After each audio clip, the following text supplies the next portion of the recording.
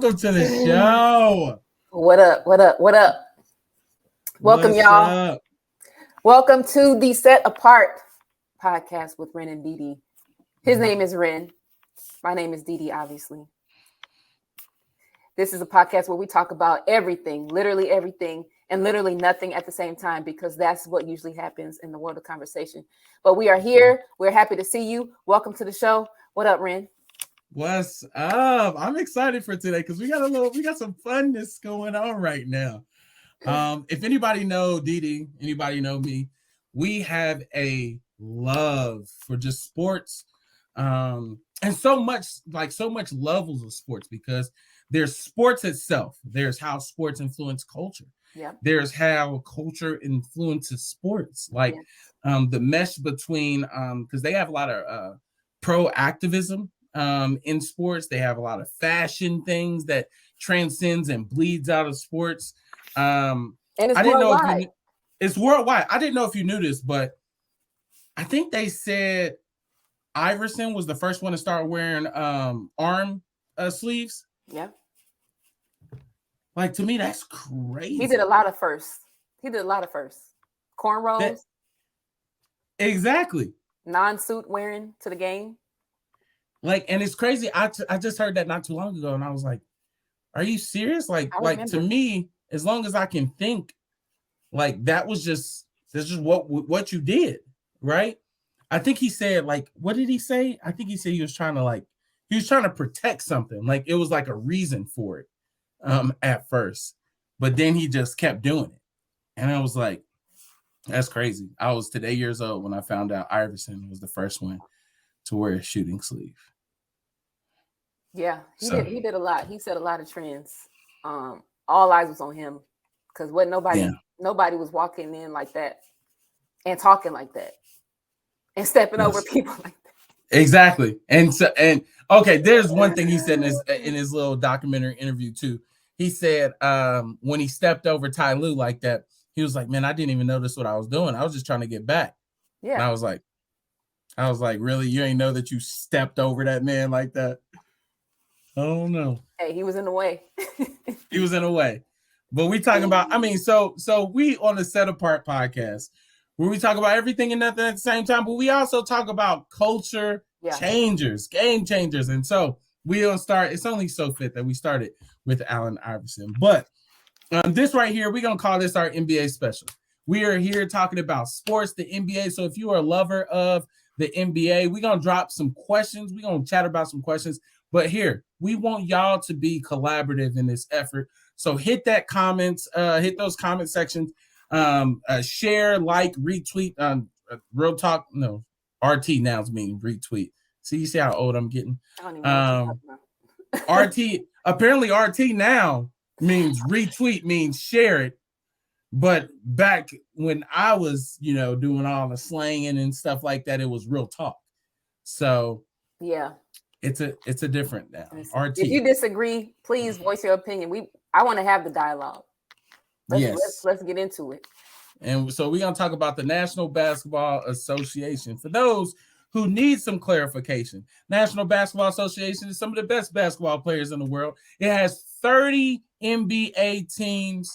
And so here's the first question, which is not on we have some pre-production meetings and stuff like that, and I didn't even ask this.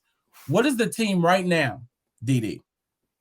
People in the comment section, that is no longer in existence, that you was like, oh man, it has some sweet jerseys though. Just sweet jerseys, just the drip. No longer in existence? No longer in existence. And you can even use one of the 100 teams that was in Charlotte, because they done had 40,000 teams in the last 10 years. Their jerseys wasn't all that. Yeah, a team that's not in existence. Mm-hmm. It ain't that many that's still not. The only thing I could think of, but I don't really love their jerseys. I love the team, but I can't say that I can go back with current teams and what they used to wear. But a team that's not in existence, wasn't there a team? Oh, they just moved cities. Oh, well, you can do that too. If they change the jerseys, that was Here, matter of fact, let me give you an example because this is a jersey that I loved. All right, the team is still in existence, but that version of the team is no longer in existence. Okay. So I loved the jerseys of the Minnesota Lakers. So it was before they came to LA. Okay. Yeah, it was before they came to LA. They had that the words was powder blue. The blue, letter, it was blue, but they had the yellow trim on the outside of the jersey. Okay. And I was like, man, that I kind of love what they had going on there. So for me, the jerseys was Minnesota Lakers. I think I just Googled it, and the Minnesota Lakers was around in the 1940s and the 1950s. Mm-hmm. So just in case y'all Laker fans out there, because I'm a Laker fan, that's why they're the Lakers, because Minnesota on all those lakes. Yeah. I know that you were confused because in California, it's not the land of the lakes. So tidbit of history. What you got, Didi? I can't say I love the drip of this team. But I probably liked what they had more than the current team. So this is a franchise that moved to a different city, and I'm not crazy about what they have, but Seattle Supersonics. So okay. The reason I say this because I'm not crazy about the OKC Thunder. I mean, it's cool, but nobody had no green uniforms like that. Right. In the NBA. That was right. And the name of the team is weird, but the Supersonics, but they was must-see basketball. Yeah. And I had a lot of my childhood basketball memories watching the NBA. I love Sean Kemp. Hey. And GP, Gary Payton, is from Oakland. So we always had love for the glove. But one of my first pair of basketball shoes was the Reeboks of Sean Kemp's. So that is kind of nostalgic for me. And I had two. I was the only fifth grader rocking two. I had two of the same shoes, different colorways. Oh, okay. Oh, yes. I had the all black. I had the black on black Sean Kemp's, and I had the team colors, the dark green and the white and the. So I was you know. You was doing it out there. I was doing it. Young Didi had the drip. Listen. I would say honorable mention was I can't remember. Somebody help me out in the comment section. Where was the Grizzlies at before Memphis? Vancouver. So somewhere in Canada. Vancouver. That's what I was thinking of at first, yeah. Yeah, Vancouver. They had and it's so crazy because they had that the way I'm a like logistics guy. I like the small subtleties of jerseys. And so the font of the way that they wrote Grizzlies was so clean to me. Like it had that Z that came down a little bit. It was super 90s. It was. And so I would get that throwback jersey. I couldn't tell you one person that was on that team, but Sharif Abdul somebody was they star player. I forgot his last name. Yeah. I don't know. I would be interested in hearing the story of why they left Canada, because now we only got one Canada team. So we'll see. But we're gonna get into some harder hitting questions. Let's go. And so outside of the drip, we're gonna start with some hard ones. Right now, we're gonna talk about our Mount Rushmore. Now, listen, Mount Rushmore only got 4 people on there. 1, 2, 3, 4. In order, okay? So I want you to go from we're gonna do this as a reverse draft. So we're gonna do who's the first one that gotta be on that Mount Rushmore.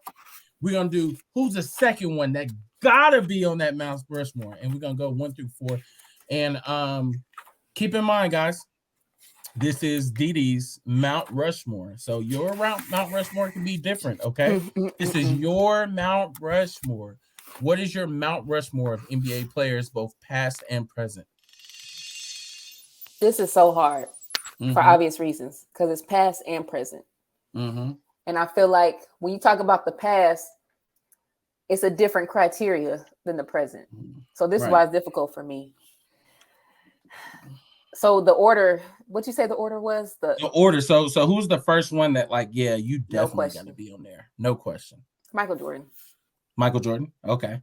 That's I think that's a popular. That's a no-brainer. You can't question it. It's we talk about, well, we'll get into that maybe some other time. Right. This is so difficult because only 4 out of all the past and all the present. All the past. And for me, this ain't even talking about WNBA. This is just NBA. Right. So this is difficult. It's not. So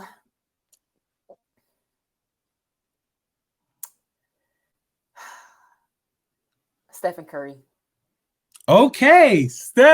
Breaking news. Stephen Curry has made Didi's Mount Rushmore of players. And that didn't come to mind before just now. And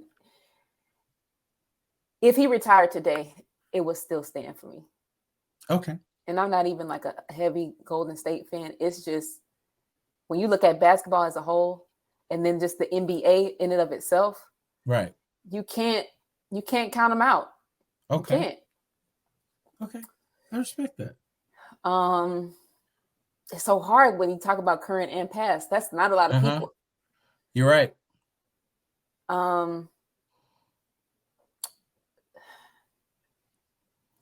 go number 3. Gotta go with LeBron. Okay, LeBron makes number 3. Okay. I think when you look back on history 30, 40, 50, 100 years from now, it's just is what it is. Mm-hmm.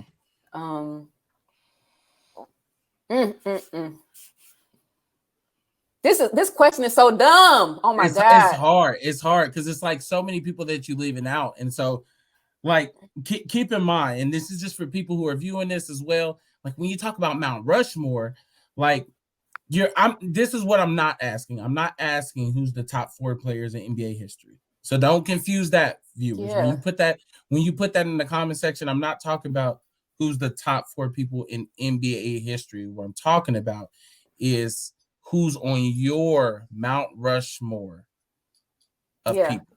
And the reason, that clarification is so important because Mount Rushmore in and of itself usually means the founding, the foundation. Like without these pillars, it wouldn't be the NBA. Right. And so that's why it's hard to separate past from present. But when looking back, these people to me, and it's not my full list, but the structure of what the NBA is would be drastically different without them. And so with that said, golly, this is so stupid.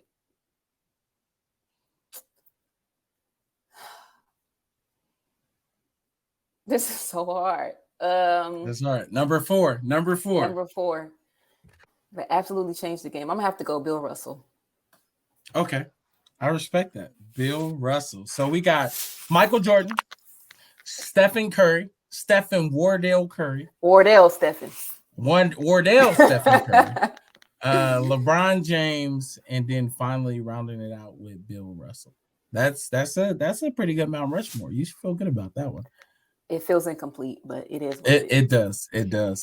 And so for me, I took a approach to who was more influential to the style of basketball that I like to see played. Mm-hmm. So that's the approach that I've taken. So, of course, shred my list if you want, for sure. But first and foremost, number 1 on that Mount Rushmore. Yeah, I'm probably gonna argue with this. Is Kareem Abdul-Jabbar? Mm-hmm. That is my first. Just the way that he played the game to me was monumental, and not only that, but I don't think it's being played too similarly to the way that he did. Similar things, but to the way that he did at that point in time. He's also one of my favorite players in history. Number 2, I would go with LeBron James. Mm-hmm.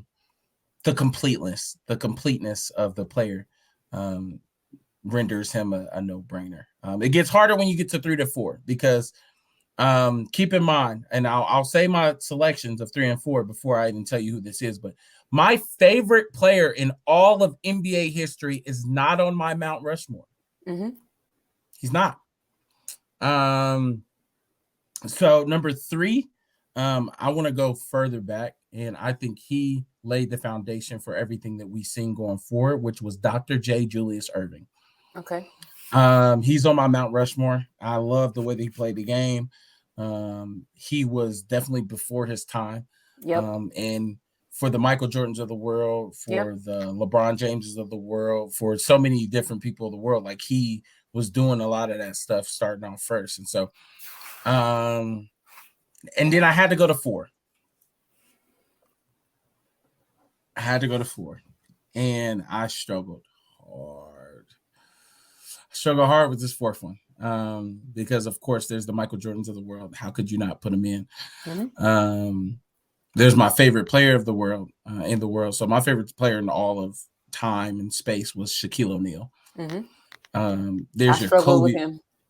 There's a Kobe Bryant, who I think was just an assassin, and I love that assassin mentality. Yep. But you only got 4 spots, and so I had Kareem, I had Dr. J, I had LeBron, and because I will not give in to peer pressure as to who's the greatest player of all time or not, I'm going to put the last player who's more influential in my book.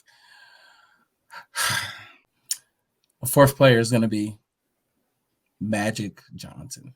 Irving Magic Johnson. And like I said, I struggle so much because everybody's like, oh, Michael Jordan's not on that team. Like it has to do with Kareem was in a dependent position, but still was impactful. Mm-hmm. I love that. With LeBron to a sense and Dr. J to a sense, they play like that in-between game, which I think is amazing. Like I'm a high post type guy. I love the fact that you still have vision, but it's only like 2 to 3 steps to the basket. Mm-hmm. It's easy. With LeBron, the completeness of him, and Magic Johnson, to me, he just seen the floor so well, that I could not put him in. So to recap, Didi, your 4 was? I had Michael Jordan.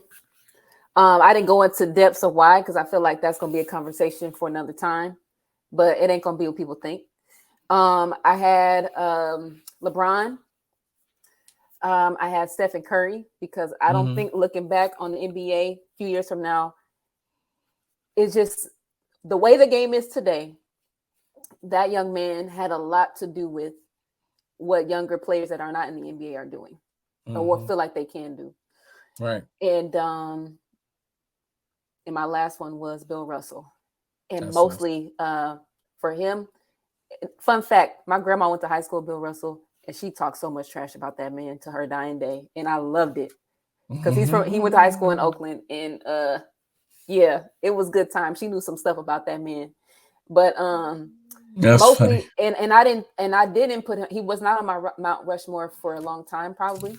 But a lot of it is because of, it's something about a winner. Right. Yes. Something about a winner.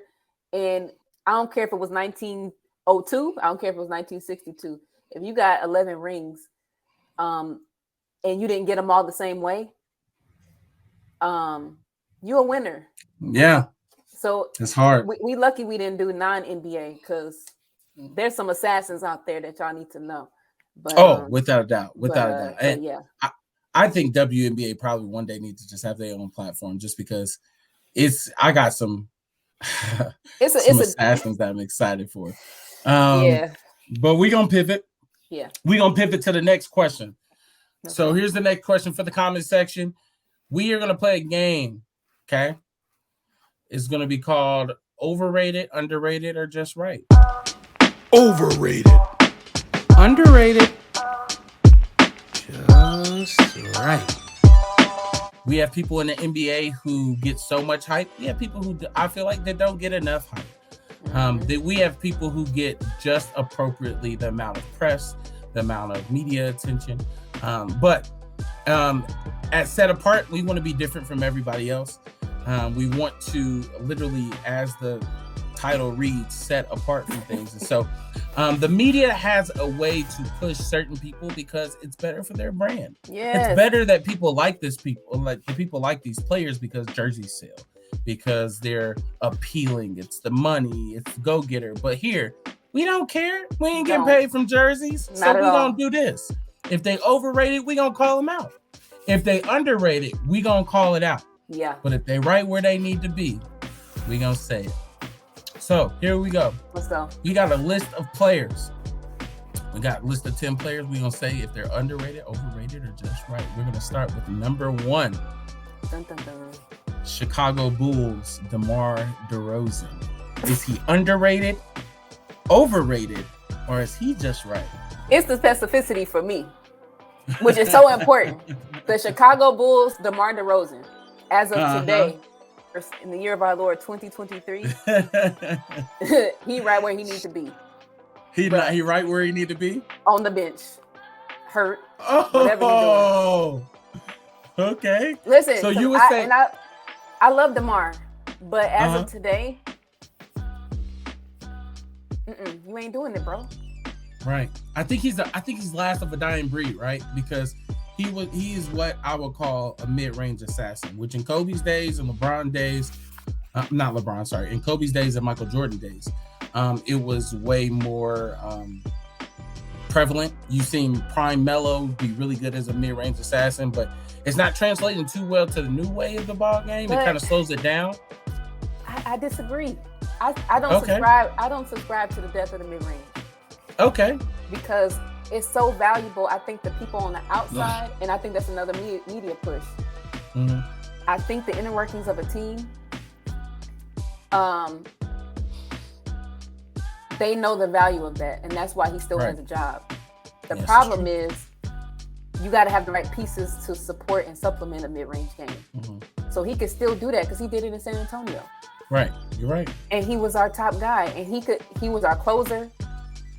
End of the game situation, hit the shot, win us the game. He did it. Right. But when you don't have the right pieces, or you have too many mid-range assassins trying to be assassins, it ain't gonna work. And if you don't have a coach that knows how to support that and make an offense go through that, that's what's a dying breed.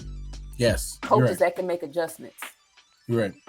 And I'm so for my tidbit of which way he is, and this is the only reason, I'm gonna give you a reason. I'm gonna say he's underrated. Okay? And this is why.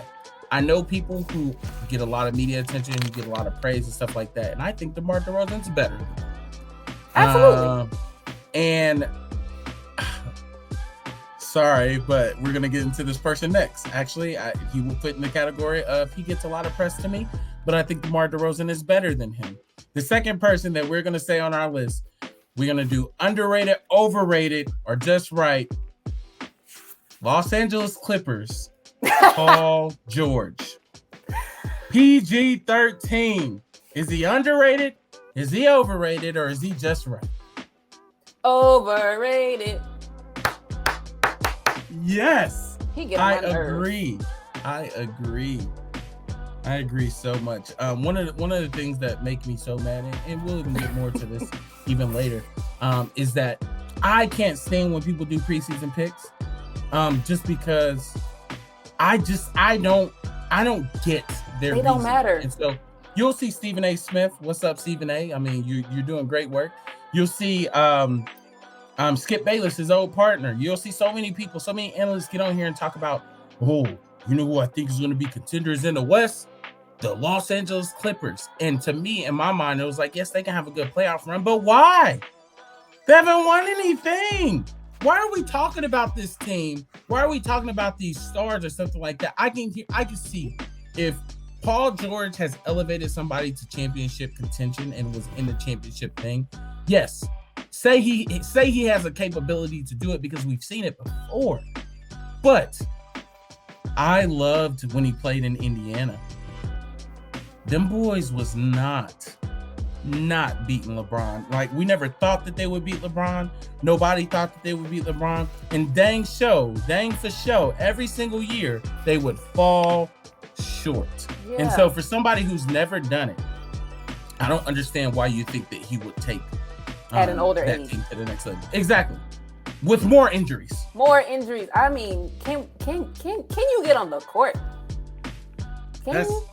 He is so overrated, and I thought he was overrated as a young player, and not because of his skill or ability, but because when we put expectations on people that it's just not.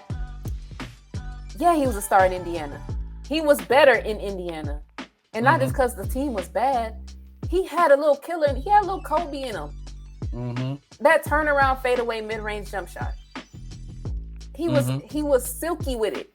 Right. He can't even turn around the same. He was dunking on people. Forget a turn around jump shot. You can't even turn around. You can't even jump. And and let me just make this clear. These are not personal attacks. We're talking about basketball only. And I don't know why he is always in the conversation. Like, why? Yeah, why? Paul George. I don't know. He is so overrated. He is. And I'm glad that's something that we agree on. So number 2, Paul George, we agree. Both are saying overrated. And so here's the third one.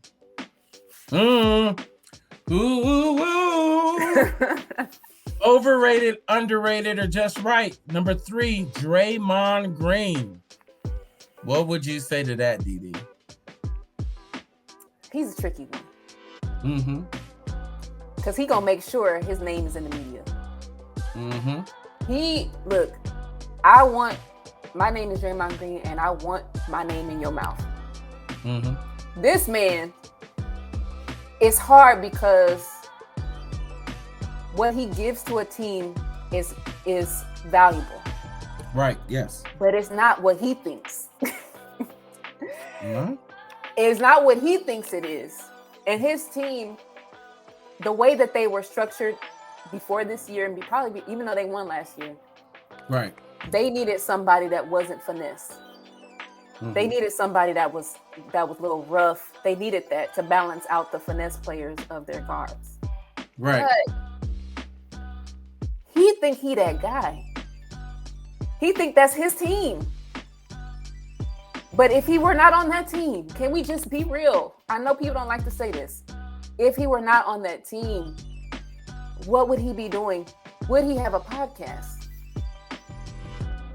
This is Draymond, keep my name in your mouth green. I'm going to say it because I need people to keep talking about me. I'm going to say it because I'm the reason why we didn't. Right. So I would say he overrates himself. Okay. But he's an anomaly because he likes attention. And but if we're talking about on court only, I think he's where he needs to be.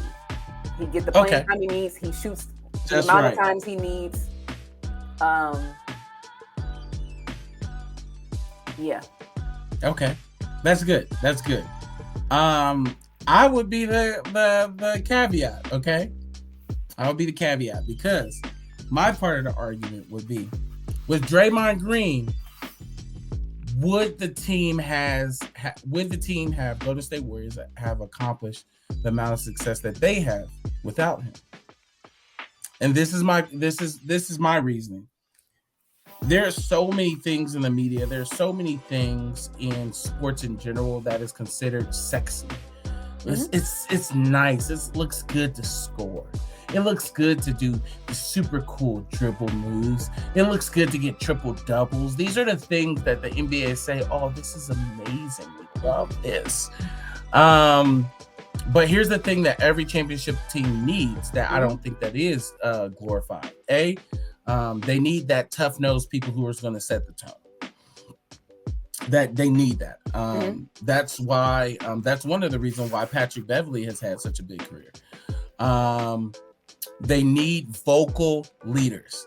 And so if you're used to a team dynamic, I mean, I love Stephen Curry. I love Klay Thompson. I love all them boys over there, but I don't know if they possess that skill to be vocal leaders, to rally the troops around them.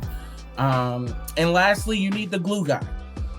When everybody wants to take their shots, when everybody wants to get their numbers, when everybody wants to go for those flashy things, who's the glue guy putting them in positions or opening up lanes in order for them to get that done?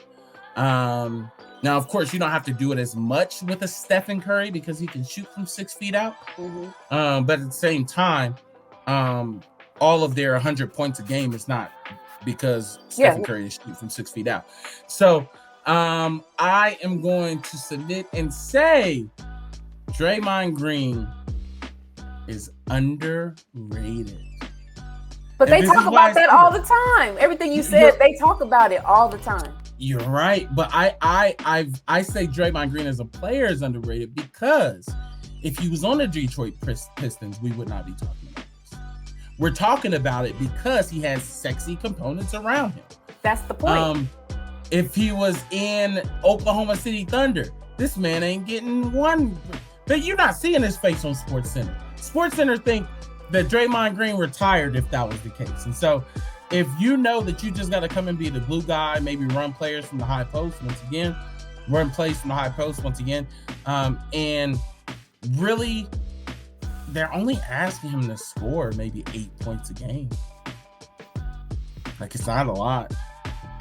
So I would say underrated just for that. And I think it's going to be a little bit exciting to see how that develops, because I have a belief, just a little hunch, that he ain't gonna be there for very long. But yeah, it'll be interesting to see what kind of player he is without the sexy components. Correct. Because that's why I said, and that's why I picked he's where he needs to be, is because he fits that well. Right. His strengths are actually utilized in a team like that, so he can. There's always a lane for him. There's always an opportunity for him to shine and be the player he wants to be. So that's why I say he's an anomaly, because he gonna be in the media whether you ask him to be or not. He gonna make sure. Right. Yeah, I'm doing this. And so keep in mind, he's a glue guy. I would say he's the ultimate glue guy. And the reason why I say ultimate glue guy is because, of course, he's not going to have success if it's not two parts to glue together. If he doesn't have sexy components around him, what are you gluing things to? No, you need things to glue together in order to be the glue guy. And so if he goes to a situation where there's not really much to put together, yeah, it's not going to look. We're going to see. We're going to see. We're going to see where his mind is at, and how can he adjust to something new he's never been a part of before in his whole career. You're right.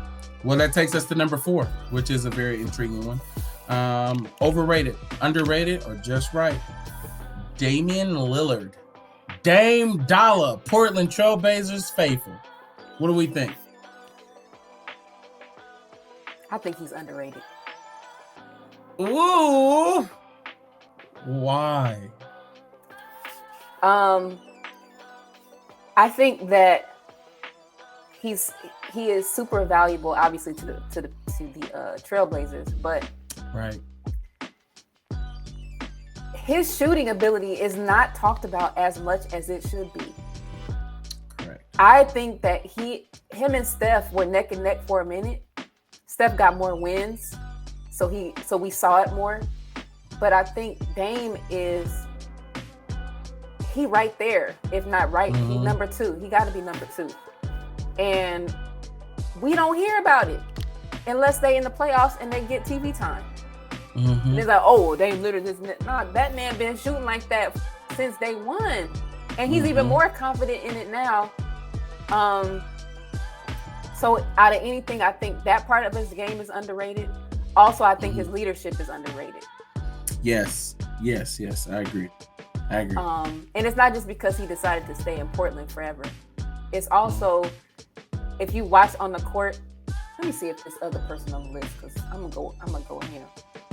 This person is not on the list. Okay. I am tired of hearing about how great of a leader Chris Paul is. Okay.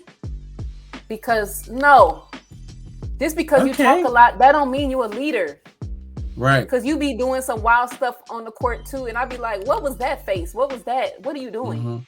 Yeah. Damian Lillard is an underrated leader. Yeah. Those dudes respect him. They respect his work ethic.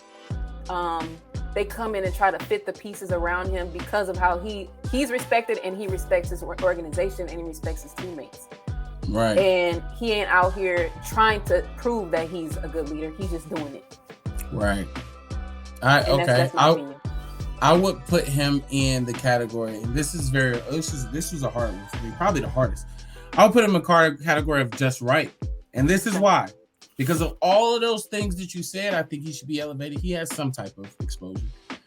But we are in a league, we are in a world that the proof is in the pudding, if that makes sense. I agree. And so the reason why I would say he's just right is because I think he would be a mega ultra star and up there with all the good guards that we talk about today if his team and organization put him in a better position to win and make deep playoff runs. That's fair.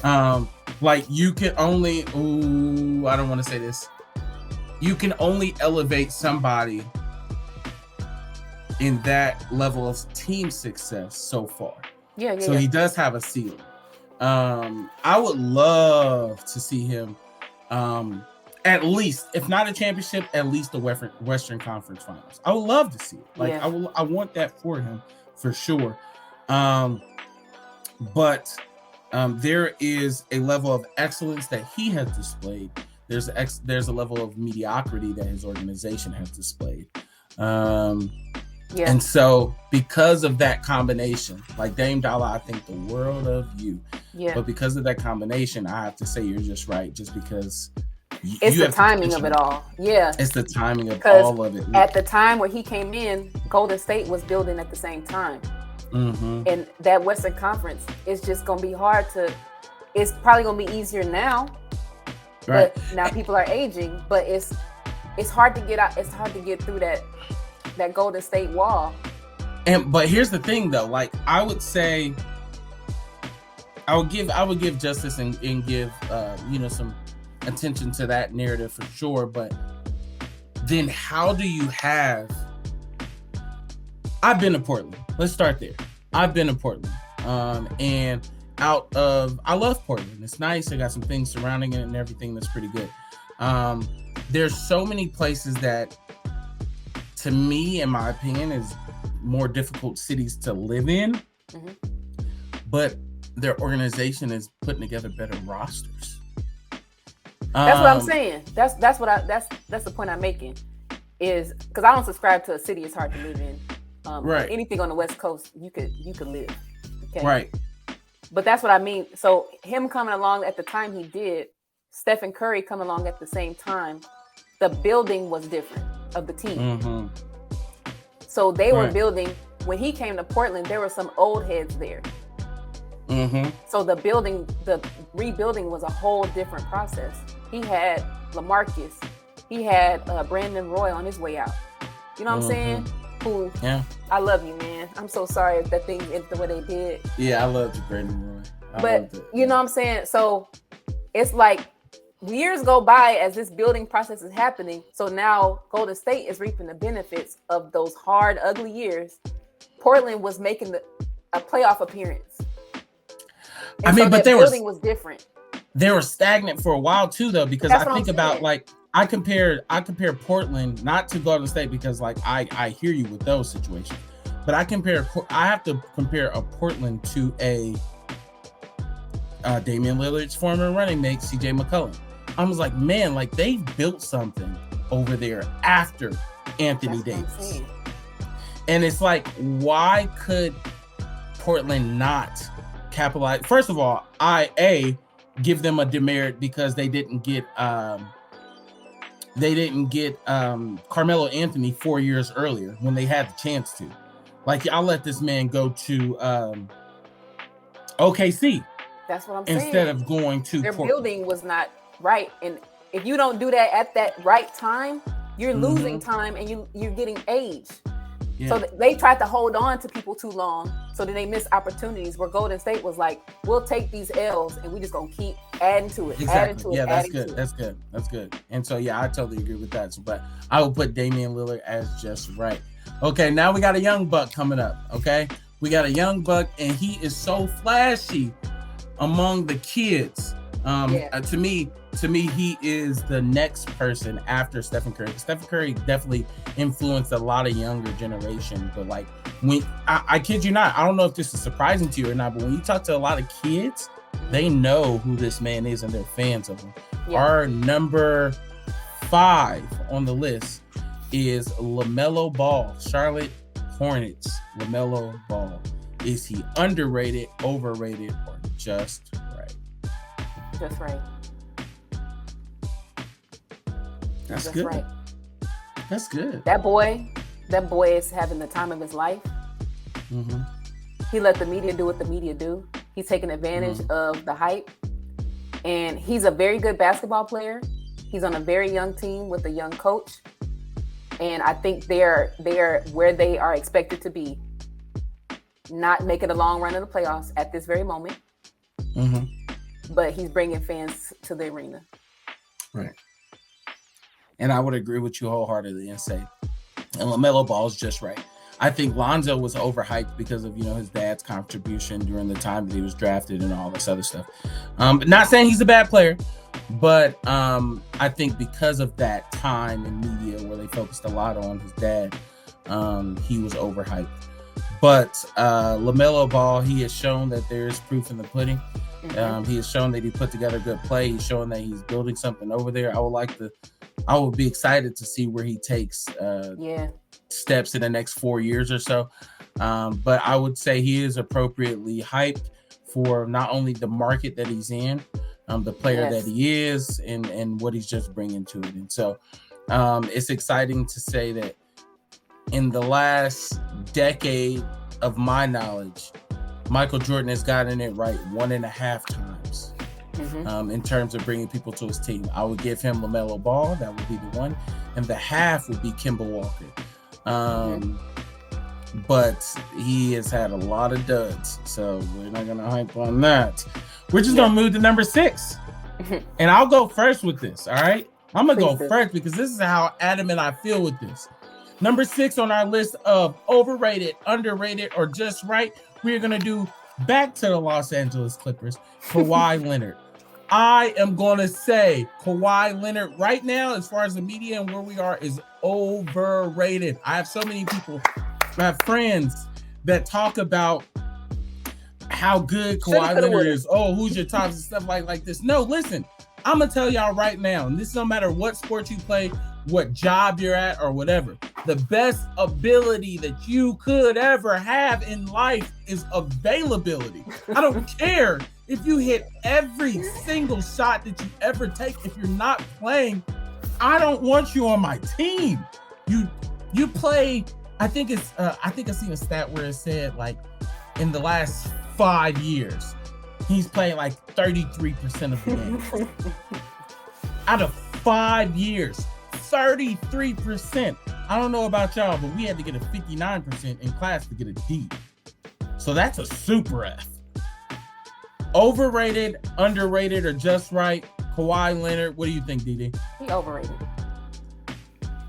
Especially now, after all of that talking, even despite the championship in Toronto, which was like, what? Mm-hmm. I don't care. I'm not impressed. Yeah. Because you got everybody talking, even though you don't say a word. And all of this controversy, or whether you're hurt or not, that's fine.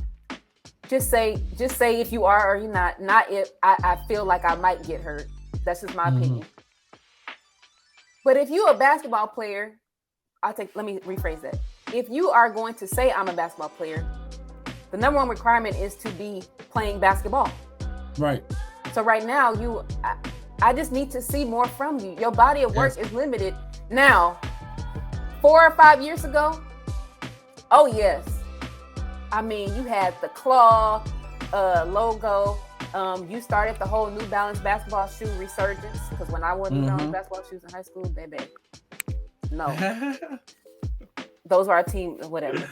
Oh, sweet. You started that. We was writing articles. They was writing articles about you. You got a chip with Tim Duncan. You got Finals MVP. Everybody's like, who is this guy? Who is this guy? The Spurs got it right again with somebody that nobody saw coming. All of the things. He was working hard. He was getting confidence. Nobody knew who you were, bro. Mm-hmm. And then you pushed your way and got back home to LA, which more power to you. Mm-hmm. But what are you doing now? What are you doing? Right. I don't know what you're contributing other than a brand at this point. Right. And I know we want people to be great, but people got to be great. How long can I write off my resume from 5 years ago? Mm-hmm. What am I doing now? Yeah. And so overrated because the media wants it to happen so bad, but the Clippers ain't it, bro. And for sure, you can't switch it on. I know everybody thinks, oh, we got that switch. No, you don't. You don't. It's impossible. So people always say, "Oh, we're trying to low bench him until the playoffs when it really matters." No, you build in the regular season. You build your team through practice. This man don't even practice. He gets paid $230 million a year to not do his job. What happened to the dogs? Can somebody tell me what happened to the dogs? Look, I'm gonna bust you up in practice. I'm gonna bust you up in practice, and then in the games, you the closest thing to my heart besides my family, because I'm going to war for you. Right. You don't even go to away games, my guy. What are you talking about? You ain't a part of this team. He don't even show up and sit on the bench. He gets paid so much not to go to work. All right, listen, I can't stay on that one. We're gonna go to the next person on our list, which is actually a little change for me. We're gonna go to Golden State's own forward Andrew Wiggins. Underrated, overrated, or just right? Just right. Okay. And I reluctantly agree with you. The reason I say that is because he was a phenomenal college player. He did what he came there to do. He's super athletic.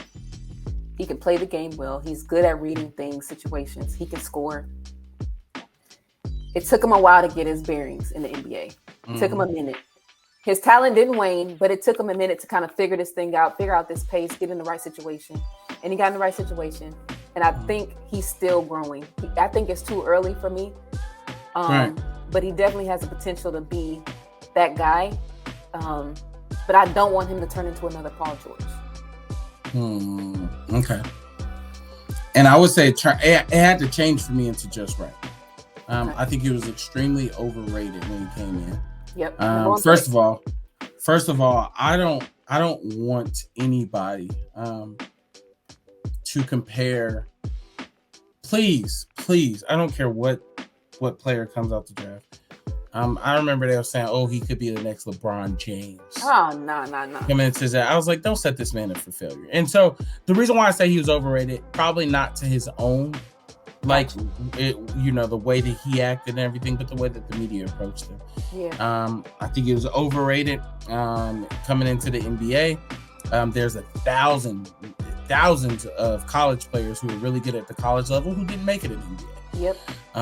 And honestly, and vice versa, there was like a lot of role players in college who end up having long NBA careers. Yep. And so I think Andrew Wiggins coming in was very overrated. But right now, due to what he's building and what he has built in the role that he's playing in Golden State, I think he is just right. Yeah. To me, he's always I like to call him an A+ role player. I don't think he'll ever be he can't, if you're saying he's going to be your star, you're not going to go very far. I think that was the mistake that Minnesota was making. But if you're going to say that he's going to come in, he's going to be our 3. We're not going to ask him really to score 30 points a night because we have a Steph, we have a Clay, we have a system that we want to generate points from. I think he'll thrive in that role, which he's thriving in that role right now. Yep. So that's why I would say just right. And we're gonna go to the next player is actually one of my favorite players to watch right now. To watch. So we're gonna go overrated, underrated, or just right. Who's that Pokemon?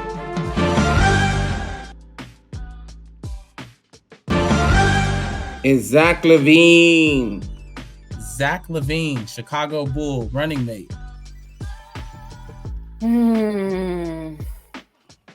I like him a lot.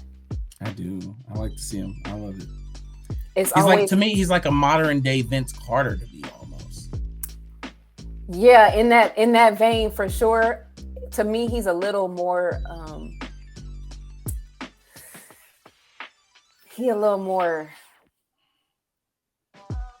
This is hard. A little more Penny Hardaway, T-Mac-ish to me.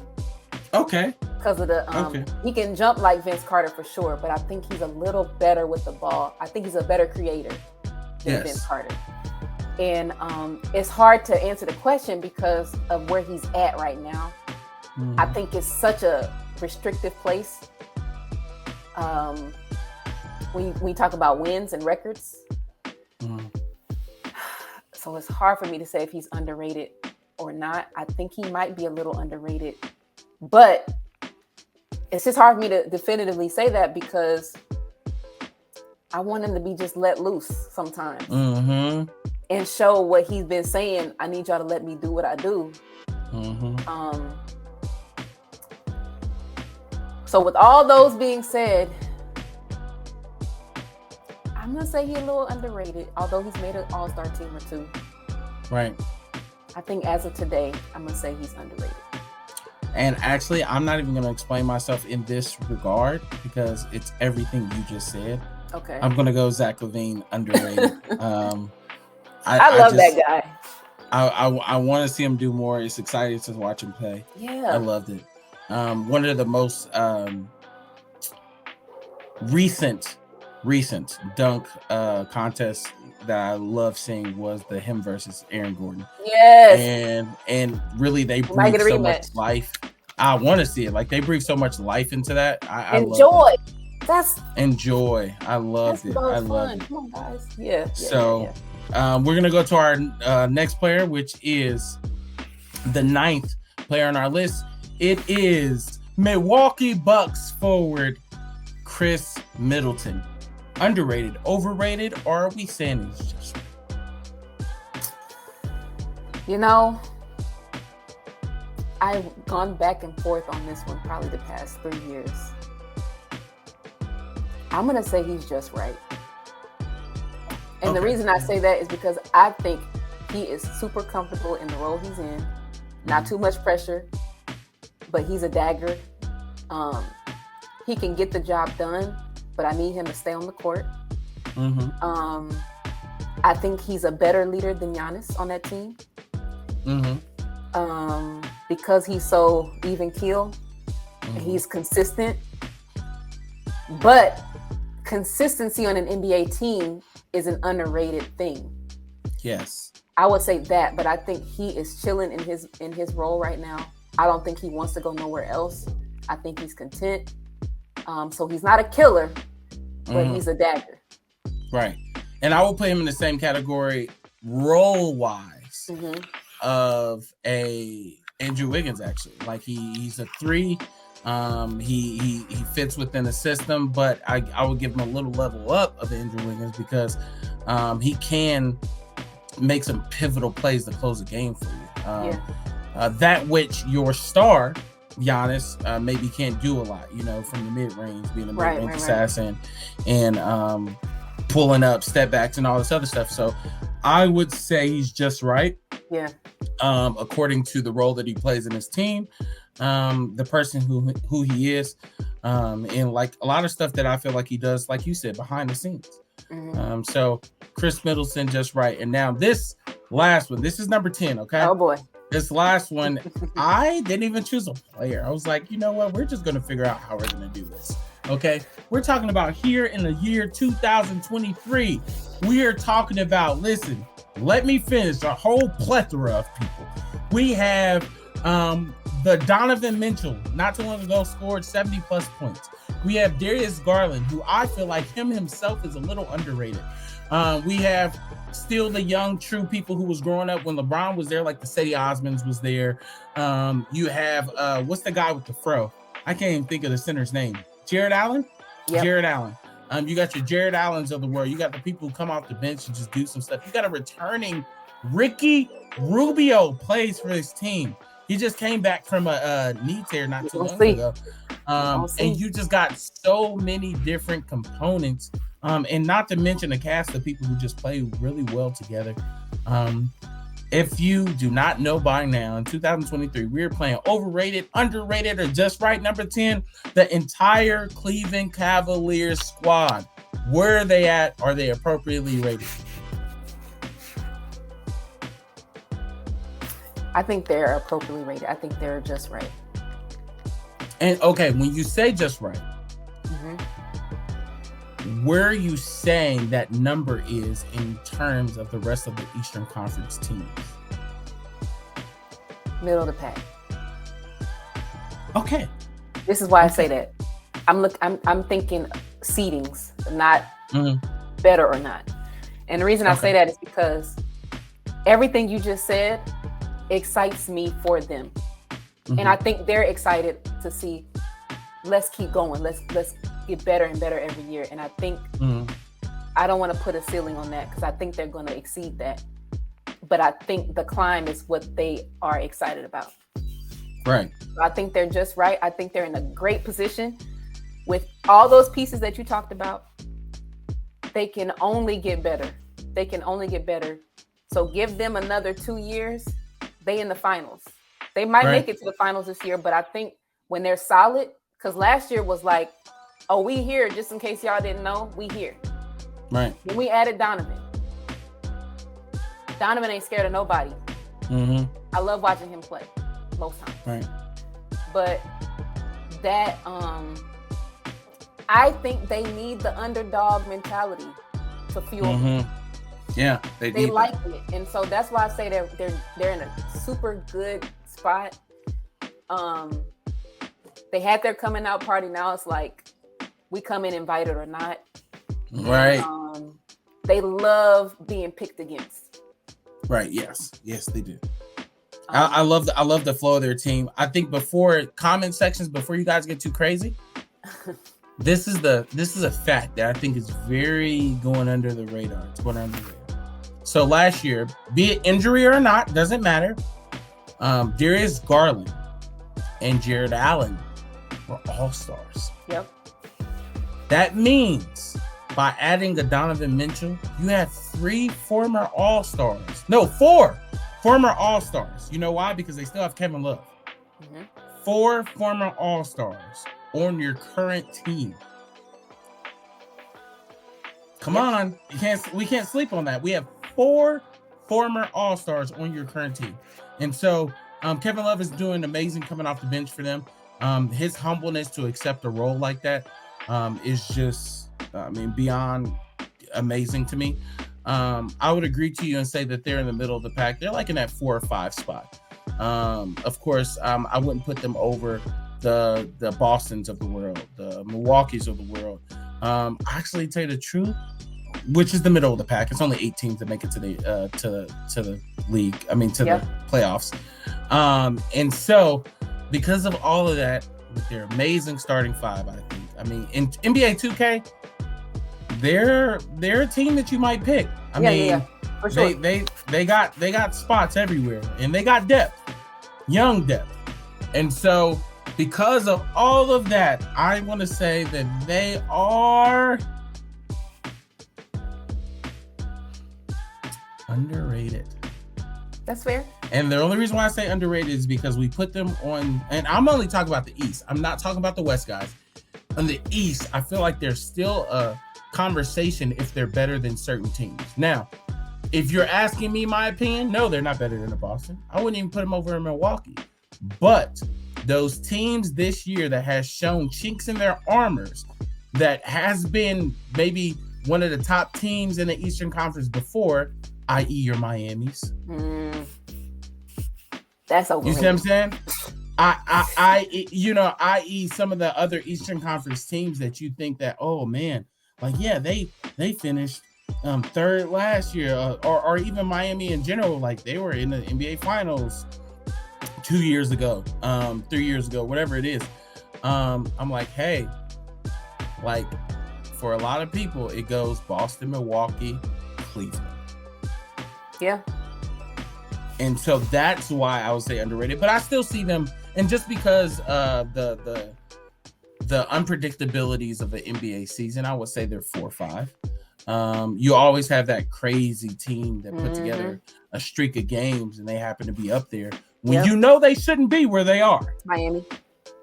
You know they shouldn't be where they are. It was so many times where when LeBron was in the East, Cleveland Cavaliers would finish like 6. You know what I mean? Like they paced themselves through the team and stuff like that. And they would go against the number 3 seed. But even though that was still the case, you would say, oh, LeBron's about to tear them up. Yeah. Like even though they're the higher seed, they should not be it. Yeah. And so I'm going to say, before that reason, I'm going to say underrated, because for me right now, I love you, Miami. Jimmy Buckets is a bucket. Jimmy Buckets is so good, but Boston, Milwaukee, Cleveland. Yeah. Okay. So, and we're not talking about the up and comers, which, like, once again, like, you're a Spurs fan. I love DeJounte Murray, right? But Atlanta, 6. Yeah. I'll put you at 6 right now. 6, maybe 5. Maybe 5 on a good day. But I'm going to put you at 6 right now. Sadly, I thought the Knicks were going somewhere. I'm going to put them in the Not yet. I'm going to put them in the